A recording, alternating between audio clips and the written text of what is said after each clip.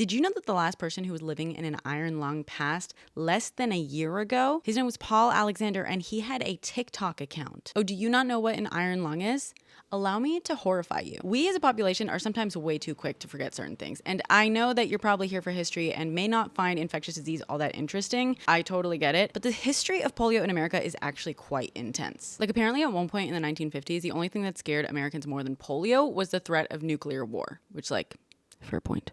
So because history is 90% tea with a little bit of spy stuff thrown in, and it kind of seems like some people want us to forget this, this is one of America's biggest horror stories of the 20th century.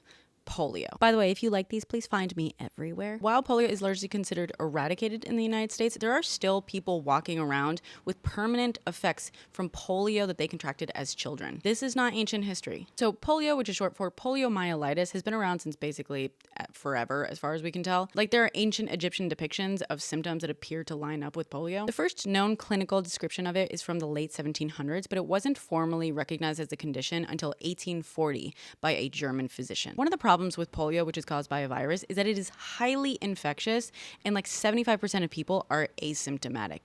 But they can still transmit it for like 6 weeks without even realizing they have it. Most of the 25% of cases that are symptomatic will only show minor symptoms like a sore throat and a fever. But in 1% of cases, the virus will migrate to the central nervous system. And if it does, not only can it result in aseptic meningitis, which is like swelling around the brain and pain all over the body, fever, nausea, just everything, it can also lead to paralysis starting as muscle weakness and like a slow loss of control, almost always involving the legs, but it can also include other parts of the body, and in some cases even losing the ability to breathe. In some rare cases, it can also lead to encephalitis, which is an infection of the brain, but that's usually limited to infants. Oh yeah, did I mention that this mostly affects children? So as humans industrialized and the world became more densely populated, outbreaks in the late 19th and 20th centuries started getting more and more serious. Like in 1916, New York City had an outbreak that took over 2,000 people, and in 1952, the largest recorded outbreak in the United States took over 3,000. By the mid-1900s, these outbreaks and epidemics were happening every summer, and globally were taking 500,000 people a year. People who were lucky enough to survive the more extreme cases would still have lifelong consequences, including permanent injury or paralysis in their limbs, requiring leg braces, crutches, wheelchairs,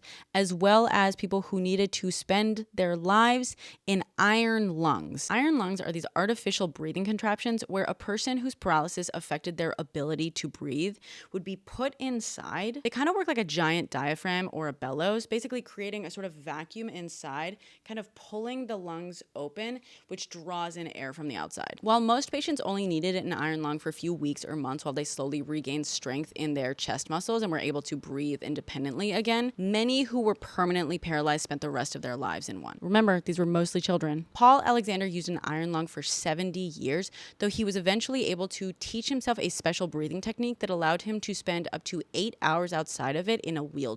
He eventually became a lawyer. By the 1950s, people were terrified of polio, and it's not hard to imagine why. Every summer, it would come back around. Every year, it was worse. It reached close to 60,000 cases a year in the U.S. alone. There was no prevention. There was no cure. Beaches, pools would shut down. People started thinking that it maybe was caused by water because it would happen during the summer. Children had to stay away from crowds, so they were often barred from movie theaters, bowling alleys. It was social distancing. Some venues shut down completely until the temperatures cooled down. I saw one account where a person described how their mother would force them to do a polio test every day when they got home, touching their toes and touching their chin to their chest. Every time a kid came home with a stomach ache or a growing pain, parents would be terrified. Kids would return to school in September and find empty desks. There was a lot of fear and rumor about what could cause it. Some people thought soft drinks. Some people refused to shake hands with each other. By the way, the accounts from inside the polio wings and hospitals are unsurprisingly heartbreaking. Walking down the hallway, hearing children crying, asking why they can't move, and parents begging doctors to help their kids. Let's not do that again. It was just not a good time, and it was only getting worse. However, because people were afraid, they were also motivated. Most people know that President Franklin D. Roosevelt spent much of his life in a wheelchair, even though he hid that fact from photographers and the public as much as possible, which crazy. if you think about it. And though some people now believe that his paralysis may have been caused by Guillain-Barré syndrome, he was actually diagnosed with polio. So FDR created the National Foundation for Infantile Paralysis in 1938 to help combat it. Eddie Cantor, who was a very famous entertainer at the time, coined the nickname that it eventually became very well known for, which was the March of Dimes. When on his radio show, he urged listeners to send a dime to the White House. In the first week, he raised $1 million, which would be equivalent to about $18 million today. Other radio stations eventually joined in. Hollywood got involved in a few ways. For example, there was a trailer starring Oscar winner Greer Garson that ran before films in 1944, urging people to make in-theater donations that raised $4.5 million. But all in all, this was such a nationwide issue. There were few people who didn't care. All right, so there's this giant problem affecting America and the world, and it's only getting worse every year. So of course, there are scientists working on a solution this whole time. I don't want to get flagged for using the V word too much, but spoiler alert, there was one that was finally developed, actually two. And as it turns out, the scientists behind the two different types were quite competitive. The first guy who was successful was Jonas Salk, and we like him. I mean, we like both of them, but Jonas Salk did something pretty baller. He developed the IPV, which is the inactivated polio. He first tested it on himself and his family. A year later, he tested it on 1.6 million children in Canada, the US, and Finland. On April 12th, 1955, the results were released and it was licensed the very same day. People lost their minds. They literally took to the streets.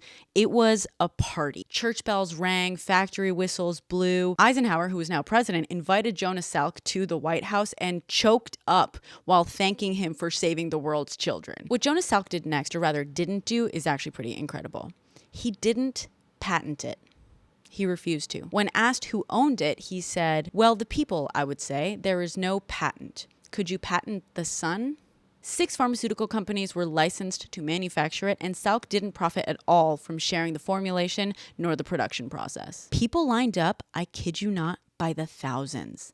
That's how excited people were about this. I can't even imagine that today. No, but really, could you imagine that? Now, here's the one very unfortunate blemish on this history, the Cutter incident. One of the licensed manufacturing companies made an error during the production of one of the batches. All of the polio in the IPV was supposed to be completely inactive. However, in this batch, the proteins were clumping together, leaving some of the polio intact and alive. And at least 100,000 doses were administered to children and adults. Of course, most of the people who developed polio from these doses were either asymptomatic or had mild symptoms. 56 experienced some form of paralysis and 5 passed. The other issue is that people who contracted it also spread it to other members of their community. None of the other manufacturers had this issue.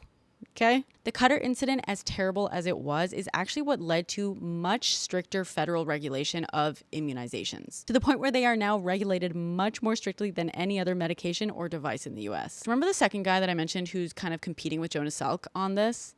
Enter Albert Sabin. While all this is going on, Albert Sabin is working on a slightly different approach. Instead of using totally inactive forms of polio, he wants to find a very, very weak strain of it that won't cause any real damage, but is still alive. By this point, live immunization was a thing for at least 100 years. The trick was finding a weak enough strain. Unfortunately, of course, that takes longer to develop. So Albert Sabin is a few years behind Jonas Salk at this point. However, he very cleverly decides to take advantage of this now PR nightmare to roll out his OPV, which is an oral polio.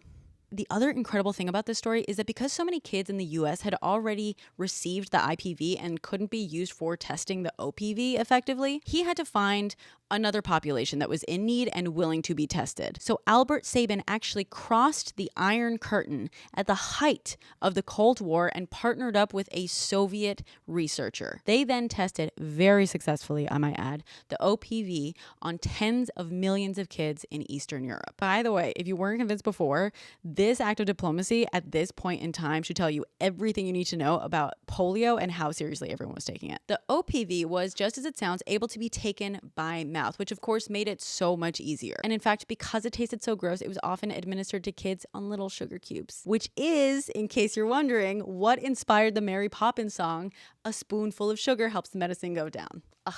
Love it. Now, the world had two very effective methods. Even the Qatar incident didn't turn Americans off of the IPV entirely. They kept getting it. By 1957, literally barely 2 years in, annual cases dropped from 58,000 to 5,600. By 1961, only 161 cases were recorded that year. In the 70s, it was down to 10. Europe started rolling these out soon after, and eventually the rest of the world followed suit, to the point where just a couple of countries now report 1 or 2 cases a year. It is basically mostly eradicated. However, that would change if people stopped getting immunized. Okay? I love these. Please let me know what other bits of history you want to hear in under 10 minutes.